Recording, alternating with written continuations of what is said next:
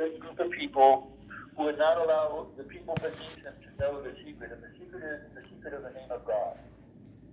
It's the secret of the Yod-Heh-Vav-Heh. Yeah. It's the secret of the Ayin that I am. Yeah. It's also the secret of the number 666. And it deals with the original word that was spoken of, written down by Moses in the Torah, in the beginning. This is the science of the Word of God. Do you understand what I'm saying?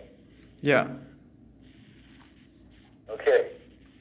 Well, this science is the secret to why we were able to build all these ancient monuments that we can't reproduce today. Why these ancient monuments were able to be built, you're saying?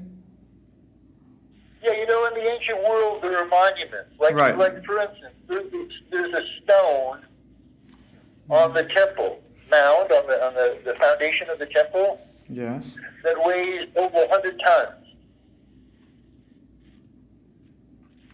Yeah. That was transported long distance, and science cannot explain how it was done.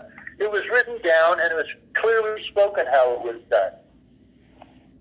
I don't know if you remember, but originally the Israelites were commissioned to do the same job I've been commissioned to do. My commission is to finish what was started during the days of Moses. The Israelites were commissioned to do this certain job, and the angels promised them that if they would do it, that the angels would help them. And that includes helping them build the temple. But there are traces of this ancient science, the science of God's name, throughout the ancient world. There are structures that were built in ways that we cannot explain, with materials of such massive volume. And the further back you go, this seems to be a commonality, no matter what part of the world you go to. All right, so they had this knowledge before? Yes. And it was lost at some point? At one time, man was extremely advanced. Okay, so this knowledge was lost at some point? It was lost because it was misused. Misused. But there was a certain group of people during the same time when this great war was taking place, before the time of the flood, that encoded this ancient science into a word. And they, so to speak, camouflaged it in such a way so that it would not be destroyed. Mm-hmm. This is a long history that I can't get into with you on the phone or even with you at all until a person is actually asked or ready for such knowledge. Mm-hmm. But it has to do with misusing the name of God and the power and the science that's contained in that name, which is really the ultimate force in the universe. With mankind, if mankind evolves to the point where they really grasp the nature of the universe, they will be studying the name of God. They will know it. Mm-hmm. I'm suggesting that the world is so messed up that now is the time for mankind to start to use that ancient technology that was misused and destroy the world to heal the world. So, back before the flood, there was a war taking place between the people who knew the secret and were keeping it from everybody else, and a group of people who were striving to get the word out.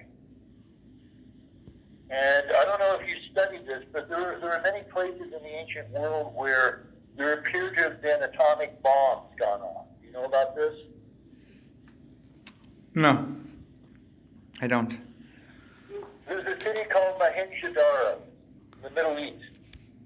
They have found people in the middle of the road that were knocked over and burned alive, and their bodies are radioactive.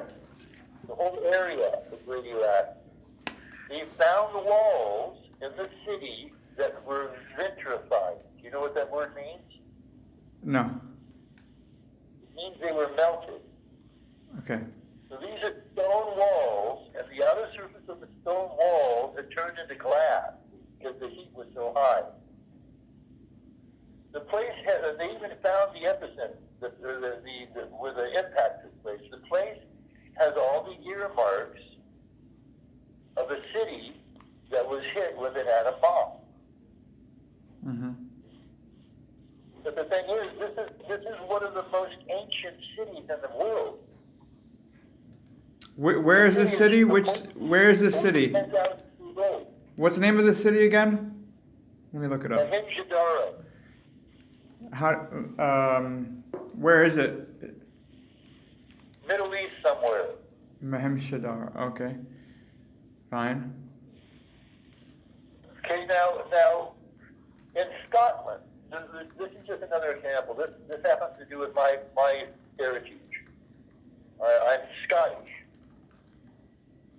Uh-huh. In the northern part of Scotland, there's an ancient castle, one of the oldest castles in Scotland. And on this castle, the castle walls have been vitrified. The outer surface of the wall have been melted. And there are places like this all over the planet. What I'm suggesting is, in those days, mankind knew the secret of the word. And in the end, it caused a great war that was so cataclysmic that it destroyed all the major advanced civilizations on the planet. And the only civilizations that were left were the more backward civilizations who did not have any of this technology. The Atlantean, you said? Well, you can. That's what people would call it. I don't call it anything like that, but it's pre-flood times. Okay. Okay, and this is the time when they talk about people living to be very long ages. When people would live to be for hundreds of years or over 1,000 years old. Mm-hmm.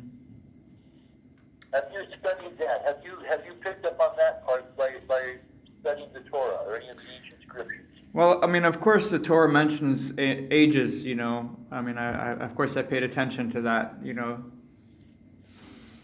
but in terms of studying it from an extra biblical perspective, no. The answer to that mystery is that in those days, our planet goes around the sun in an elliptical orbit. Okay, yeah, that makes sense. You know what that means? Well, not particularly, no. What does it mean? It means that the orbit is not a circle. It's right, I know what elliptical means, yeah. There are periods when we are closer to the sun and periods when we are farther from the sun. Right. Our sun has a gravitational orbit. It's not just wandering through the galaxy, through the universe. It's rotating around the central sun of the Milky Way galaxy. Okay. And it rotates around the central sun, great gravitational vortex that everything in the Milky Way galaxy is connected to, in an elliptical orbit. There are times in our orbit that we are closer to that source of light, which they say is a black hole, and there are times that we are farther from it. Right. As we get closer to that central sun, and I say that central sun is the local aspect of God's throne. That black hole that their sensors cannot detect is actually a source of great light and energy and wisdom and power. It's the source of Yeshua. Okay. It's his throne. I know this because I've been there. What happened is that during the time before the flood, our planet, our solar system, was getting farther and farther from the central sun. And the farther away from the central sun we go, the less lifespan people have, and the more ignorant they become, and the more barbaric they become. In India, in the other ancient philosophies, they call these cycles yugas, the cycle of the yugas. Okay, is this like a causal thing, or is this just an association? Is this cause? Does one thing cause the other, or is it just associated with are getting further? Like what's the significance of that? That we're farther, we're closer. The farther away we get away from the central sun, the farther away we're getting from that source of light. It's like when we're in a winter and we're farthest away from the sun, and warmth Yes. is like at a premium. There's very little of it. The farther away from the central sun we get, the less life force we have, and the shorter our lifespan. The reason people lived so long back in those days is because we were much closer to that source of life than we are at this moment. But my point is that at this moment, we are starting to get closer and closer. If you look at history and you look at the evolution of mankind, you will see that there's a certain point you go back where mankind was most ignorant, and most people were 4 feet something tall, and if you lived to be 35 years old, you were considered to be an old man. And if you go from that point, and by the way, that point is the Dark Age, what we call the Dark Ages. Yeah. Was the point where we were furthest from the central sun. If you go from that point and you go back in history, you look at history, the further back you go, the more advanced mankind becomes. And the harder it is for us to explain the things that they were able to do, because we're not able to even do that kind of stuff nowadays. They were moving stones back then that are so big. Okay, I've heard about all of this. Okay, fine. That we could not, with our cranes, with our most advanced technology, we could not budge them. There were literally stones that are so big, you would have to surround the stone with cranes and all 360 degrees, have all the cranes synchronized together to move it, and they still would not be able to move it over this kind of terrain that these stones were moved over 10,000 years ago. Right. Because they had the secret of the Word. They had the secret of the name of God. I have found that secret in the name of God. I have used ancient Hebrew, which happens to be Egyptian numerology, and I've discovered the mathematical formula contained in Yod He Vav He, and it's the secret to a technology that will enable us to save this planet. Now here's the part where it gets challenging. I am suggesting that Moses, who was raised as an Egyptian prince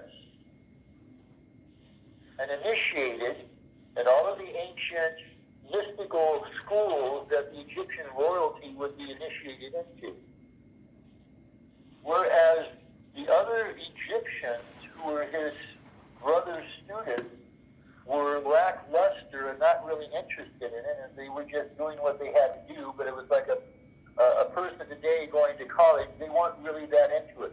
Moses was an adept. Moses lived this teaching. Moses absorbed this truth, and he was the highest student in these classes of the mystery schools of Egypt than any of the other students. And I'm suggesting that it was our preordained that Moses would take this ancient science that still had some roots in Egypt, out of Egypt, to preserve it, to do a great job for God. But what about the why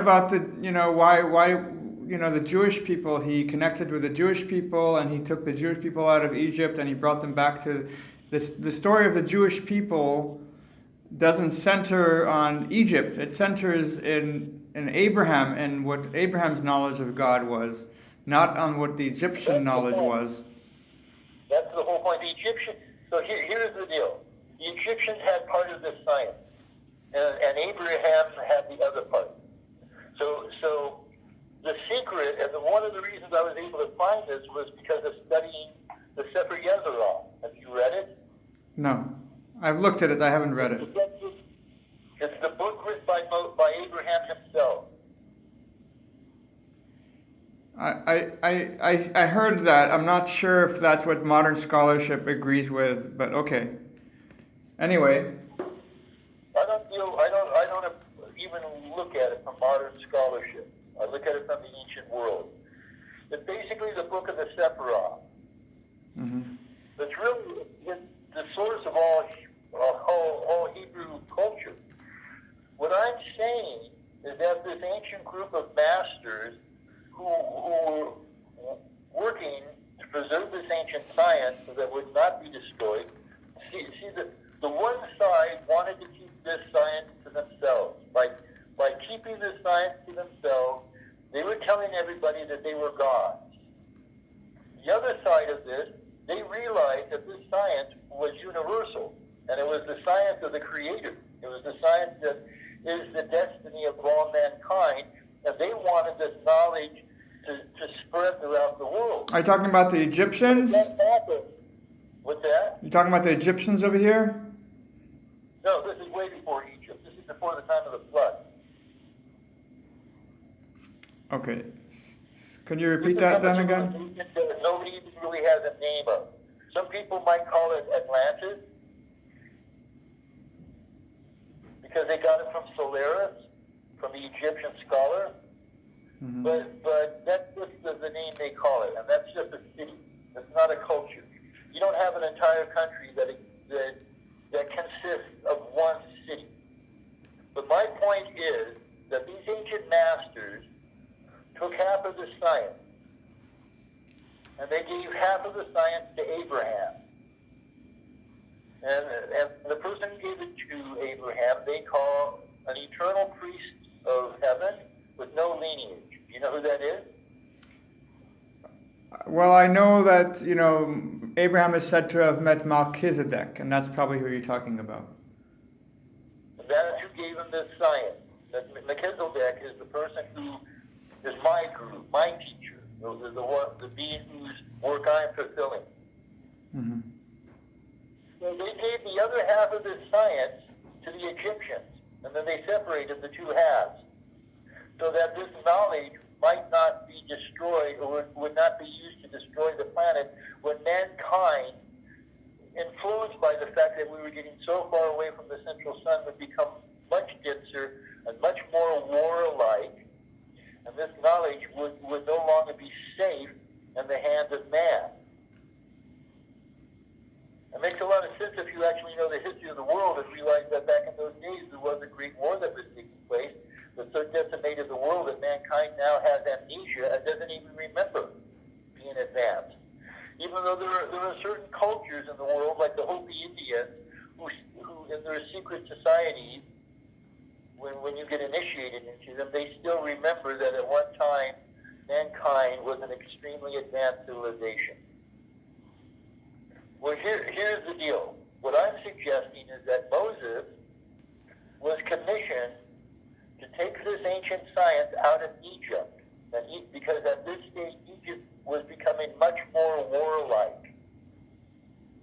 Mm-hmm. And it was not safe to have this knowledge anymore. And there's a whole story behind this, and how Moses was a student in the secret mystery schools of Egypt, and how Moses was the last initiate in the pyramid. They say that Moses was initiated in the pyramid of Giza. And after Moses was initiated, that initiation was closed. And that level of secret was closed, that none of the people who came after Moses had access to the level of knowledge that Moses was given, and that he was sent into the wilderness with this knowledge to do a task, which is to build the ark and to build a temple for a place for the Great Spirit to reside with mankind for 1,000 years. Does this ring a bell at all? Well, the Bible does mention that, a place for God to rest. That's what the idea of, I suppose. I mean, it's talking about the temple, as far as I know. In Jerusalem. Yeah. So what I'm saying is that the children of Israel rebelled against Moses. They were rebellious lot. They moaned and groaned, and they did not appreciate any of the things that were given to them. They complained about manna. They did not want to do what they were asked to do. And what I'm suggesting is, and I probably already suggested this, but this is the commission, that the Israelites built their temple in the wrong place. They built it in a place where they could be a great and that was their idea. It was not their commission. What I'm saying is that, according to the commission of the Israelites, given to them by Moses, and Moses given the commission by God, that God was supposed to be their king. And the Ark of the Covenant was his throne. And that the deal was that God, through the Ark of the Covenant, would guide them to the proper place to build the temple.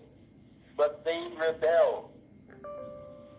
If they wanted to build it in a place where they could be a great nation amongst the other nations, where God had intended them to be a nation of priests, of high priests, to do a great job.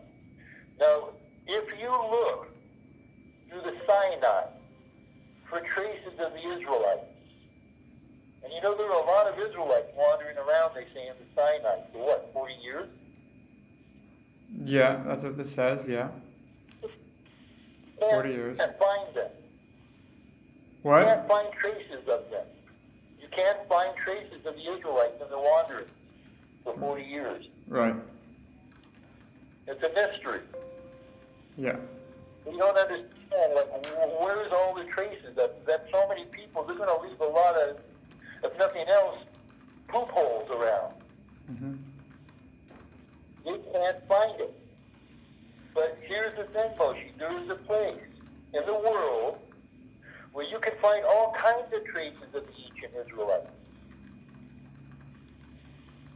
There's an unusual place where you can find what the people who came after call graffiti rock, where the people who, the indigenous, what they are now considered the indigenous people, who moved into the area. When they moved there, they found a rock with all these carvings on it. They couldn't remember how to read it, but they figured that in their tongue it was like graffiti.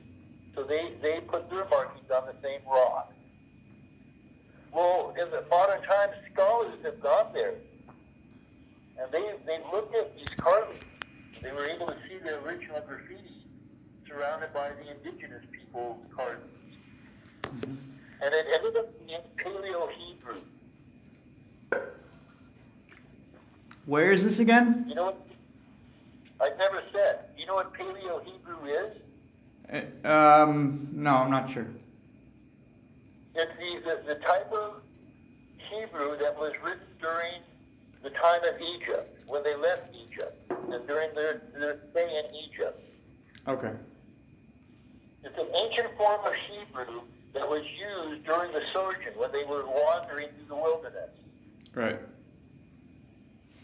In the same place, there are indigenous tribes who have hundreds of Hebrew words in their language.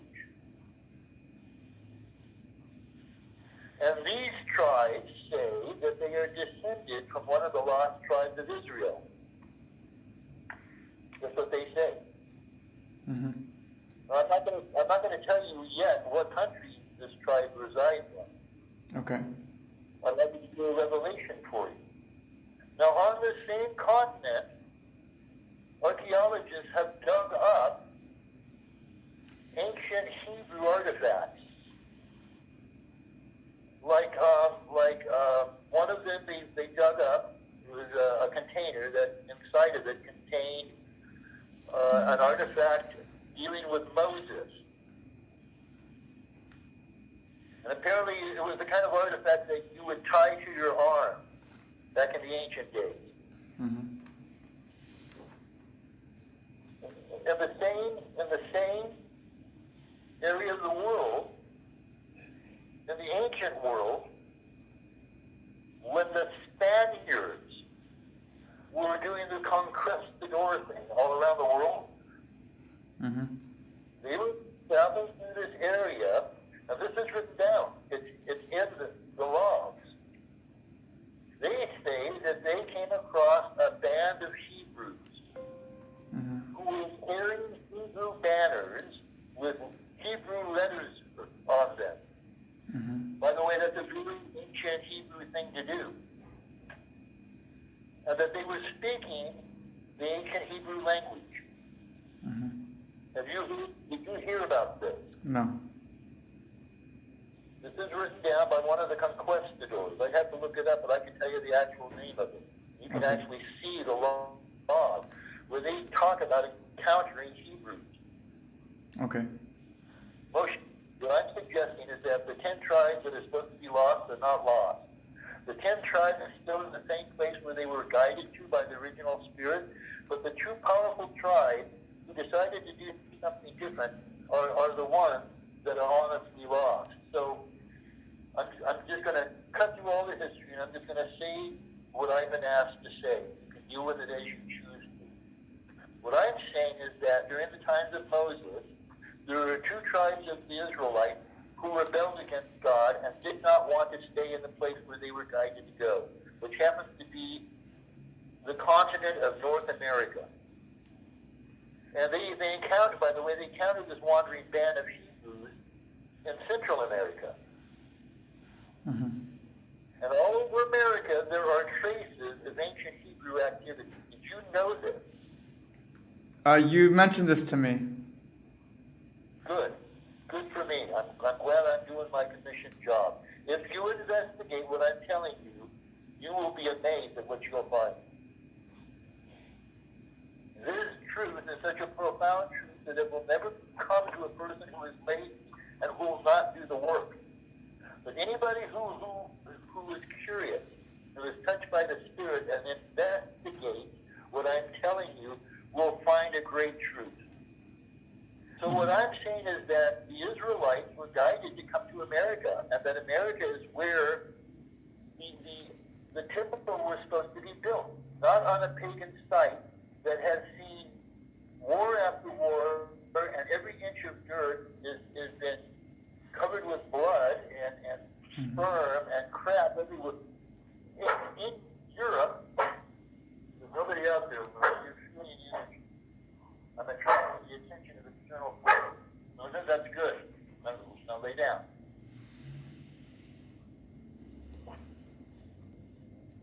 I'm suggesting that there is a place that was kept secret, that was kept sacred, where there has been no war, there has been no blood spilled, where there was never a person raped, there was no pillaging, that was kept secret and sacred, and that's where the temple was originally supposed to be built. But the Israelites did not want to do that. Mm-hmm. The whole mindset of these two tribes of Israel was to be a great power and to war on the people around them. They wanted to be a great nation amongst the nations. You must recognize that phrase. Yeah, that's from the book of Samuel, yeah. Pretty sure. The reason they said that is because that was their desire, and they were using it as an excuse to not build the temple where they were told to build it.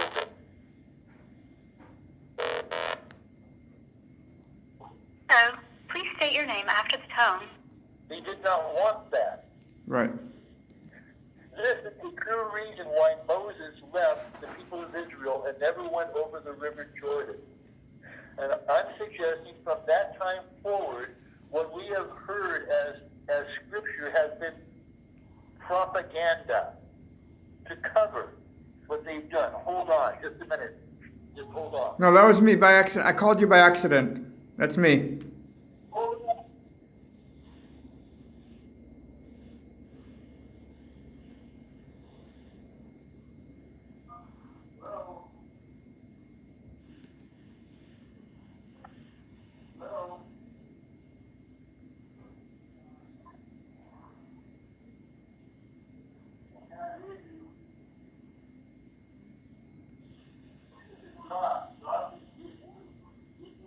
I'll call you right back.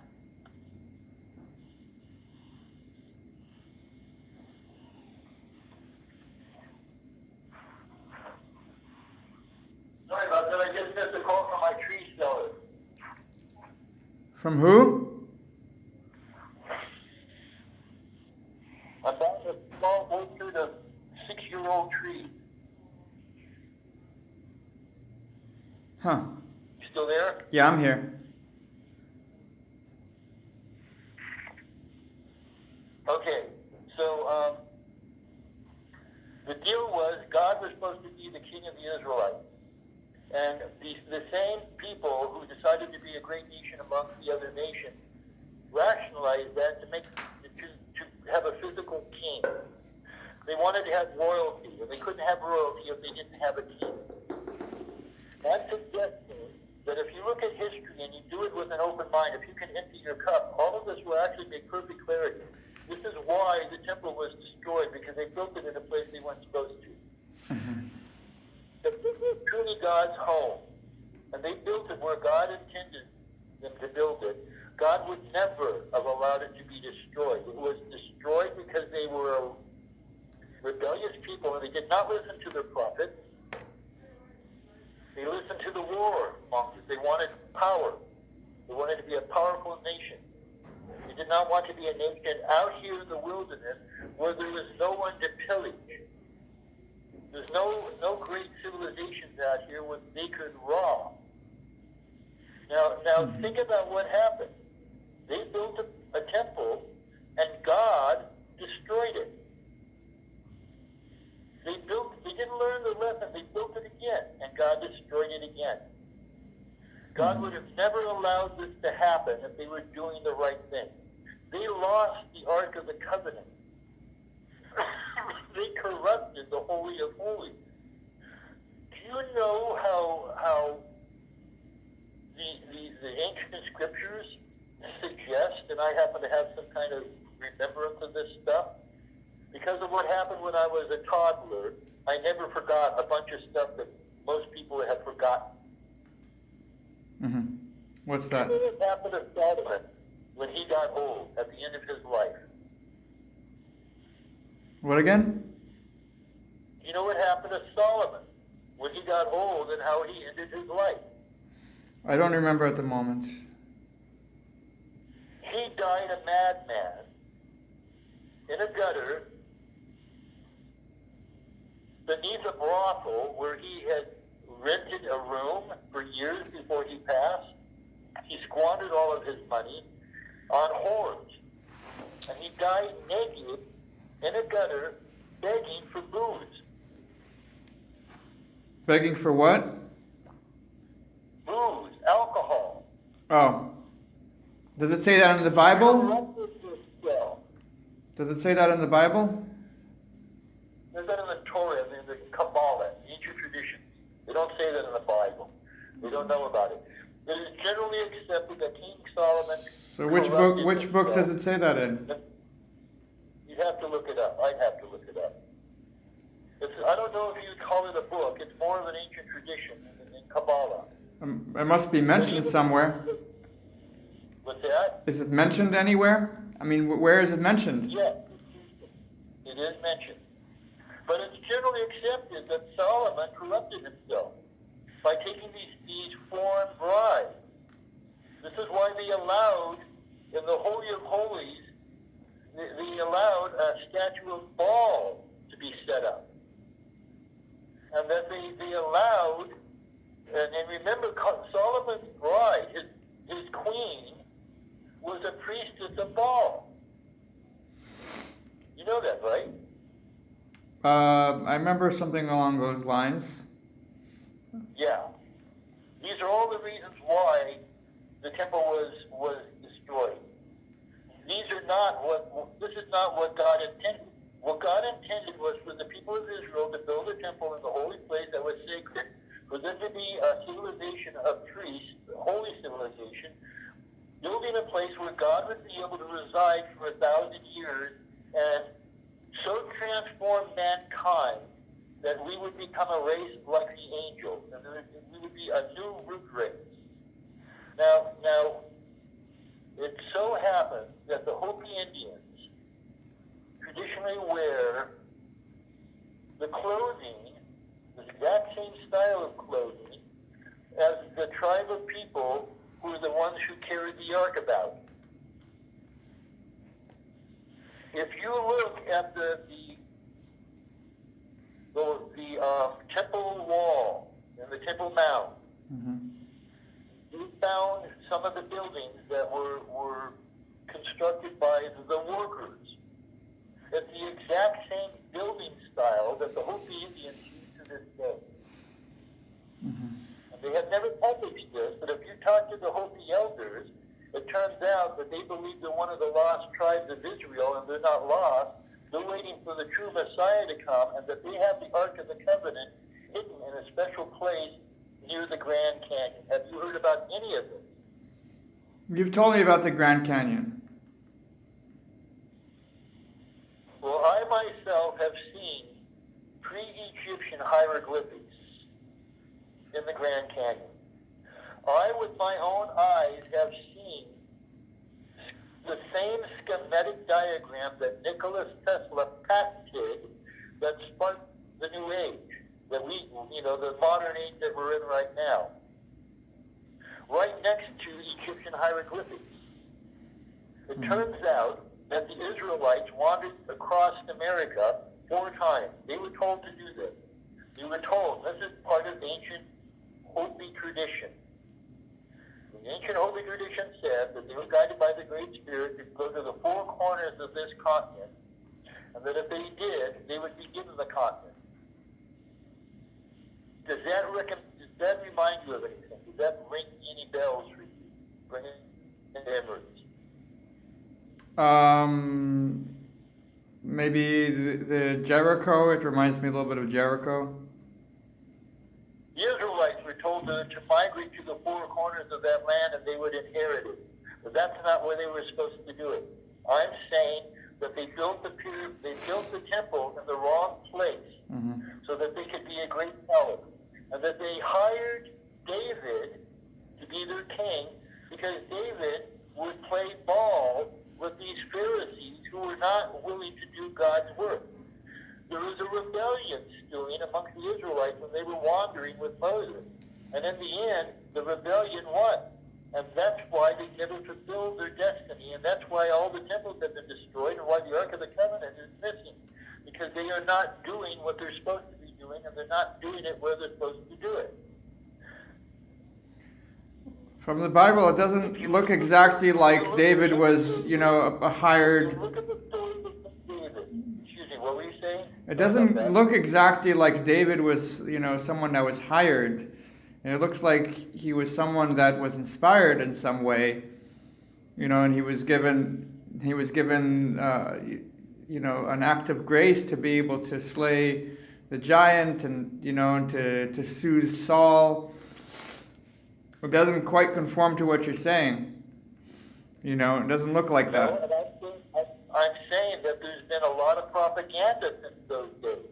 If you listen to what they're saying, they never made a wrong move. If you listen to what they're saying, everything they did is phenomenal. And, they love David because David is the reason they're a nation.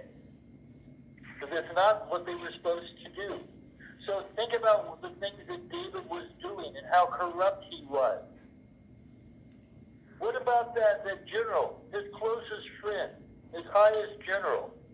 You remember the story how he sent him to the front line so he might be killed so that David could rape and steal his wife? Yeah. He also stole that guy's land.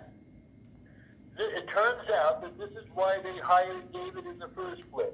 And you probably won't appreciate this. You might have a hard time finding it, but if you do enough research, you'll find what I'm saying is out there and it's in history. King David, before he was a king, was the head of a gang. A lot of the stories they ascribe and a lot of the Psalms they ascribe to David were things that they got from other people. I don't know if you know this, but a lot of the traditions that the Hebrews claim as their own were traditions that they picked up as they were wandering around the world, gypsies. There are stories put down in places like Mesopotamia talking about almost verbatim of the flood thousands of years before the Israelites ever adopted it. They picked it up when they were living in Mesopotamia. Okay. If the Israelites are who they say they are, we believe living in a golden age right now. The Ark of the Covenant would not be lost. The temple would be intact, and this world would be a paradise. the opposite, and it's getting worse every day because the truth has to be known, and until the truth is known, it's going to consume itself. King David did the same thing before he was king that he did after he was king, and that's why they hired him as king. What do you see? What are the problems in the world today? The major problems that you see? I see war taking place all over. I see the planet going crazy. Extreme weather conditions, earthquake in diverse places. There are wars and rumors of wars in all directions. Brutal dictators are killing hundreds of thousands of people. The truth is almost extinguished, and we are almost destroying this planet. Global warming is decimating everything. The Colorado River is lower than it's ever been in hundreds of years. So the solution that you have, what will happen with everyone that's on the planet? Well, it's more than that, Moshe. And in 2012, the magnetosphere disappeared. I'm just saying, I mean, you're concerned about the people on the planet and what's going to be their fate. What's your idea for the people on the planet? My idea is that if we do what we agreed to do, if we fulfill our commitment to God and do it exactly like we were asked to do it, to not have King David, a corrupt king. Does that mean every single? Does that who's? Okay. As our guides, as our examples, but to follow the teaching of Moses and what the original agreement was, to build the temple in the sacred place where it was intended to be built, to promote the name of God and the secret science and the mathematical formula that's therein. What I've been asked to build is based upon the mathematics and the name of God, and it's a device that I'm going to use to activate the meridian system and to help bring the planet into balance. If we do our job, I suggest that the ancient prophecies will be fulfilled and we'll have a golden age. We'll have a millennium where God will walk hand in hand with mankind on this planet, and the human race will be so transformed that we'll be like a new civilization, like a new root race. The ancients teach that the a new root race, will that be who will that be? Who will be chosen to be the root race? Or will it be everyone? Yes? Who will be the root race? Will it be everyone, or will it be... The people who have the name of God, the people who have the name of God sealed in their forehead, to put it metaphorically. Okay, and... To put it scientifically, the people who have tuned themselves to God's voice and who have become like receivers for the spiritual energy that is bombarding the planet more and more every day as we get closer and closer to the central sun. I'm suggesting that the poles are shifting. They're in the process of shifting. As I was mentioning, in 2012, the magnetic bubble surrounding the planet popped. And that was the sign I was waiting for, that I had been watching for many decades. I monitor governmental satellites for decades, watching for the day when the magnetic bubble would pop. That's when the shift is changing. It's like the child's head is crowning in the process of being born. That is, according to the ancients, there have been 4 root races on the planet where mankind 4 times had become extremely advanced as we got very close to the central sun, and 4 times when mankind lost all technology and became very backward, and that we were about to enter a 5th cycle, or there would be a 5th root race, and that we were supposed to be transformed into like the angels, and that we will be much more longer lived, and we will hear the voice of God, and we will be living living on this planet doing his work. Okay. So I've been asked to Are you influenced by Blavatsky? Have you read Blavatsky? What do you think about Blavatsky? What's that? Have you read or been interested in Madame Blavatsky? I know Blavatsky. I know her well. Okay. You think that she was basically having the same? What's your relationship, or do you have any connection to what she was saying? Well, I have a mixed relationship with Blavatsky. I know that she tapped into certain ancient traditions that have been kept secret, and that she knew about things, but that I personally feel that Madame Blavatsky was very corrupt. Okay. But that the knowledge that she tapped into, the source that she tapped into was an accurate source. But I don't consider Blavatsky herself to be an accurate source. Okay. But yes, I've read her. I've studied all of the Theosophics. Okay. She talks about root races. That's why I mentioned that. She got it from the Hopi Indians. The Hopi Indians specifically state, and I'm specifically saying that they were one of the lost tribes. They're the people who dealt with the Ark. I'm saying that the Ark of the Covenant was taken out of the temple before the temple was destroyed, and it was brought here to America, and it's been stashed out here waiting for the truth to come out, the truth that I'm sharing with you, so that we can build the temple where it was originally intended to be built, which I say happens to be in the valley that I'm in at this very moment. Okay. This is the place my grandfather was guided to, and this is the place where I was guided to, and I now have 10 acres of land that I've dedicated to start the new age on, or to build the city of God on. So I'm building an Ark of the Covenant, and the missing other half of the science that goes with the Ark. The Ark is only half of the truth, the other half has been forgotten. I'm bringing the two halves back together. So I'm building an Ark, and I intend to build a temple out here, and all kinds of miracles have happened about this property and what I'm doing out here that suggests to me that this is exactly where I was intended to be from the very beginning. Mm-hmm. So basically, I'm suggesting that the Israelites were not supposed to build the Ark, or the temple where they built it. They were supposed to build the temple out here. That they were not supposed to have David as their king, or the king before him. That God was supposed to be the king, and that was the agreement. But they wanted to have their own physical king, and they wanted to have a temple out there in the Middle East where they could... How would they have gotten to America? So they could be a great nation amongst the other nations. That was not... How would they have gotten to America?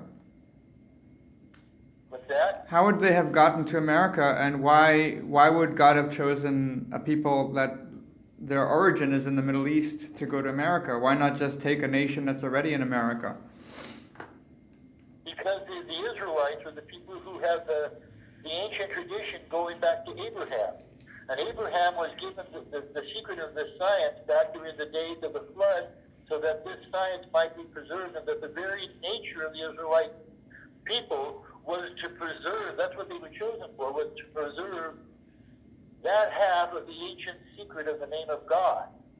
They were chosen to do a great job for mankind.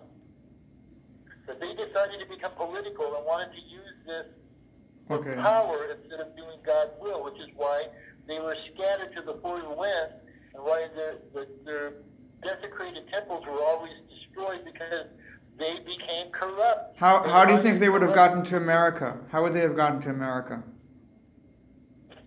Well, it turns out that America was the greatest secret that everybody knew about. They knew how to get here, and they came here using routes that were used for transporting copper.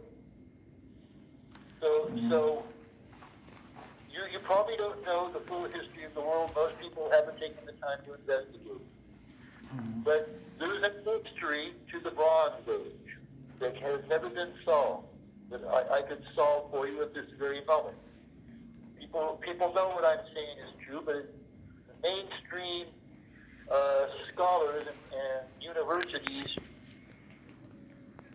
rebel against this. It's like they all know what I'm saying is true, and they're fighting to not allow this knowledge to become known. So the mystery of the Bronze Age is, where did the copper come from? Copper? You heard about this? Yes, there's a mystery. Okay, I don't know.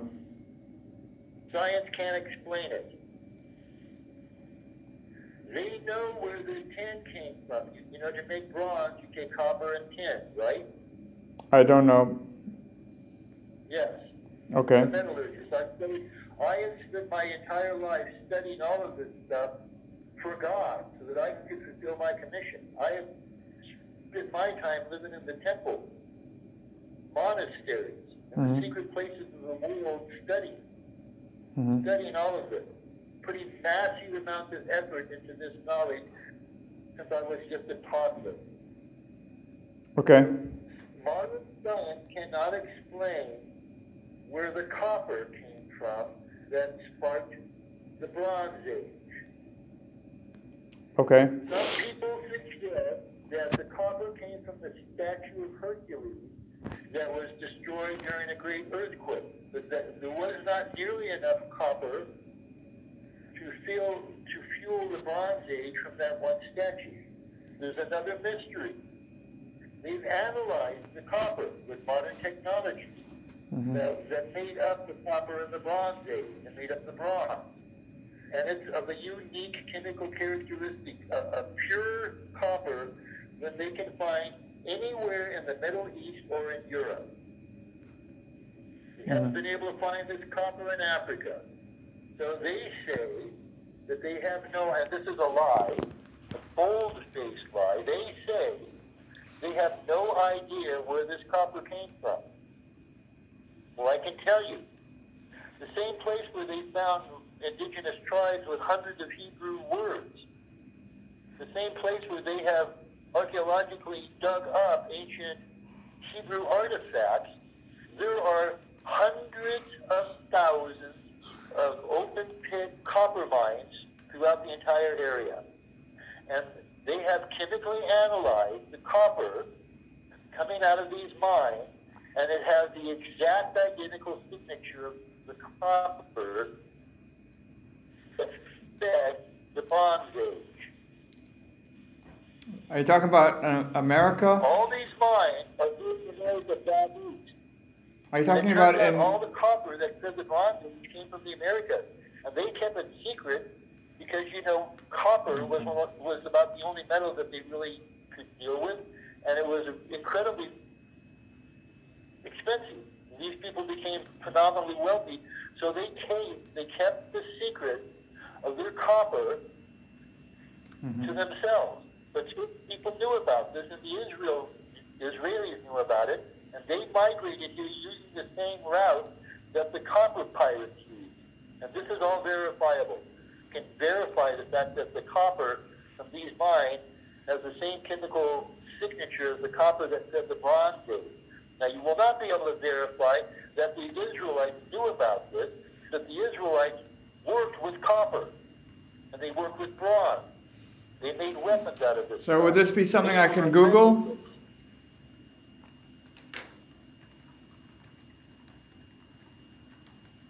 You're breaking up. 1 second. Can you hear me better now? Yes? Okay. You're saying that this is public knowledge about the copper that came from the Bronze Age came from America? It's not widely known, but yes, it has been proven by chemical analysis, and this information can be discovered. Okay. If you have any, way for me to find to verify that, that would be good. Okay, one place that I've heard it is on a documentary series called Ancient Astronauts, or Ancient Aliens.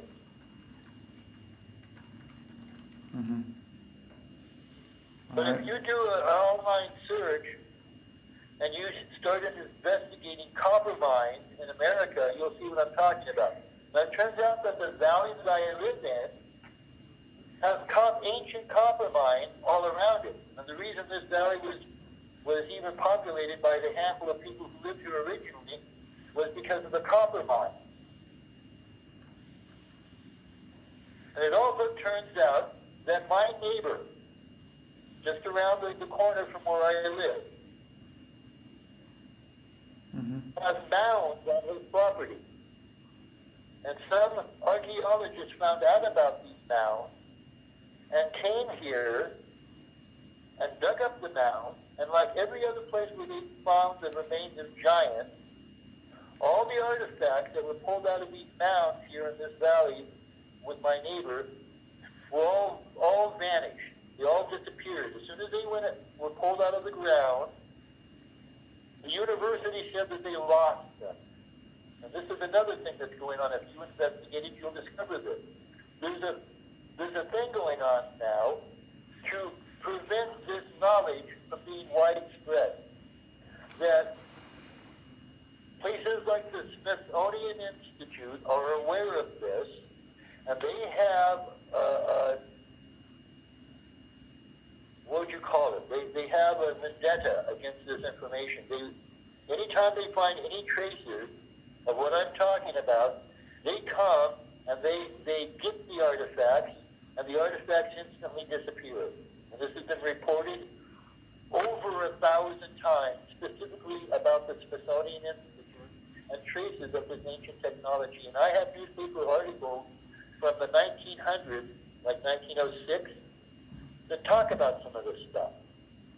And the artifacts that they have found and how all this stuff vanished. There's a lot of information about this. The same thing that they find bodies of giants all across this continent with copper implements, and every time they find one of these things, these bones vanish. This is something that is widely known, and it's publicly known. There's been many documentaries and many books written about this.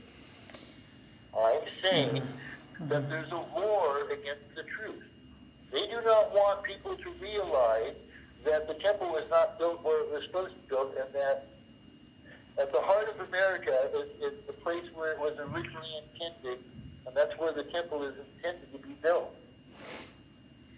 It's as though Babylon has surrounded the truth with their civilization dedicated to forcing the world to buy their goods, so that no one might discover this truth, because if the great truth is known, it would shift the nature of power so greatly that they would no longer be able to enslave the world to be forcing them to buy their goods.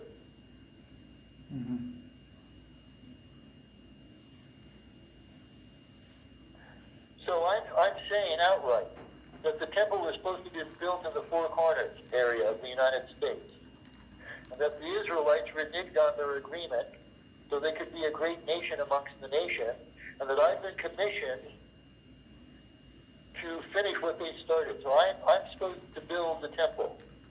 And I've known this since I was a baby, since I was just a toddler. That's why I started building arks.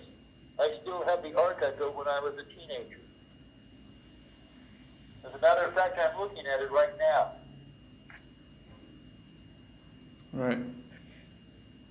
And I've been, at the same time, I built the other device that goes with the ark, that enables us to use the Ark of the Covenant to reproduce all these ancient technologies that were misused, so that we can use these technologies to build the Golden Age.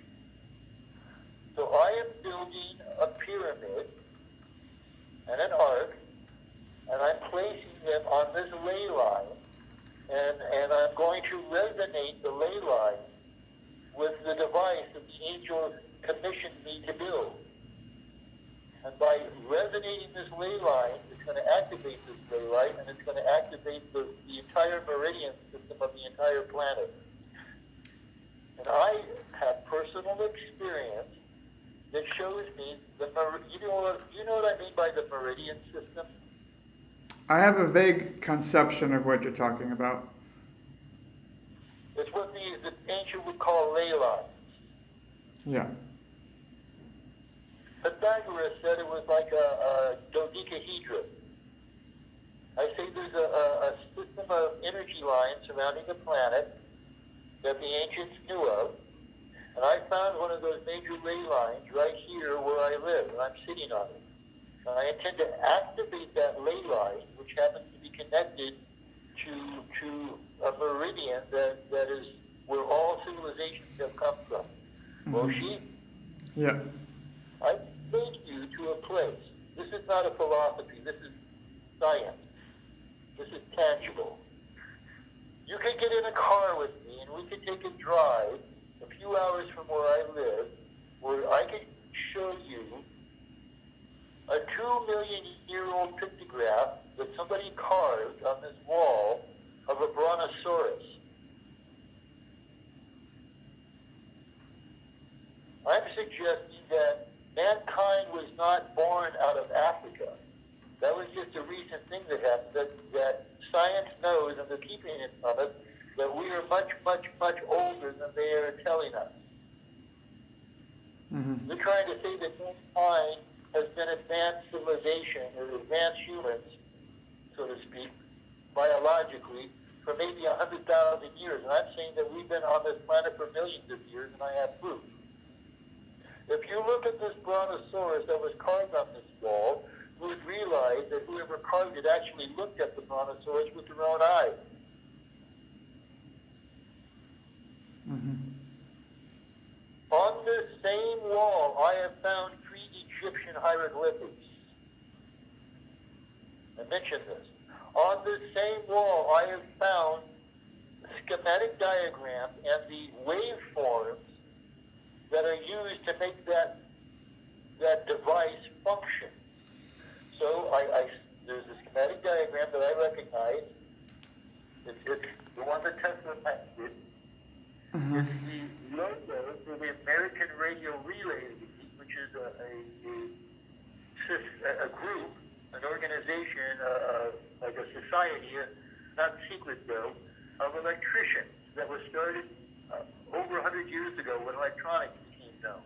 They adopted a certain symbol as their logo. It's the tuned circuit that Tesla patented, and it's the same logo that I found on the same wall, this ancient wall. And right next to this logo of this electrical device are the waveforms. We call it square wave, sine wave, triangle wave, that make the device function. On the same wall, Moshi, are carvings of these 10-foot tall ancient aliens in spacesuits with space masks and antennas on their helmets. I've seen these with my own eyes. I've seen similar to what you're talking about. I've actually, I went on a trip one time with, you must know Michael Agape. Yeah?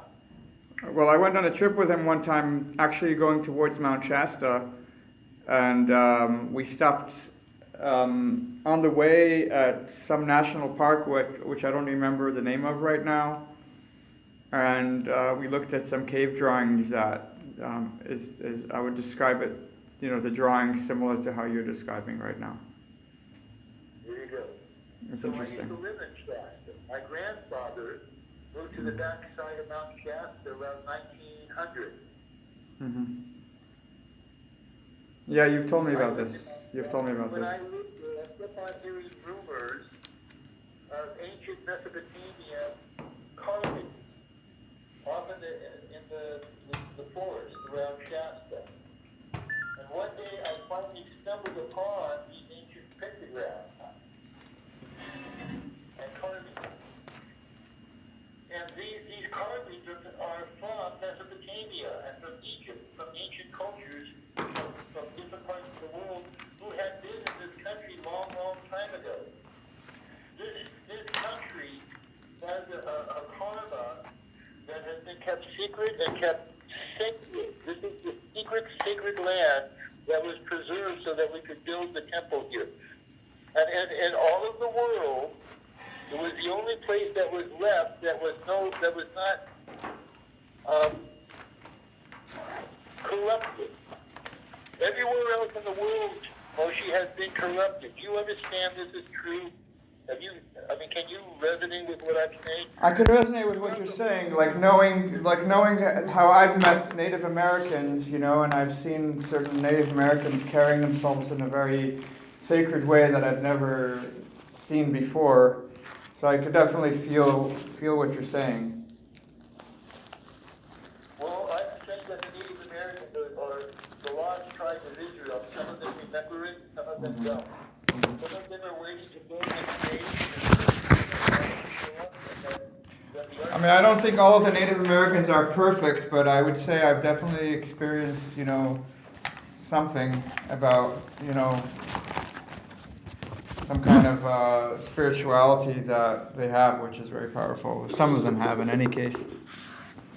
Most of the Native people have been scrambled by the white man. They've been taken off their land and put on some other land. It's almost as though the white man knew what I'm saying is true. They wanted to do everything in their power to prevent the Native people from being in their power. Sure, but the Native people weren't perfect. There were plenty of, wars between Native people, and, you know, I'm just saying, like the Apache, for example, were well known to have just been raiders. They were raiding other tribes, you know. So that's not. Many tribes?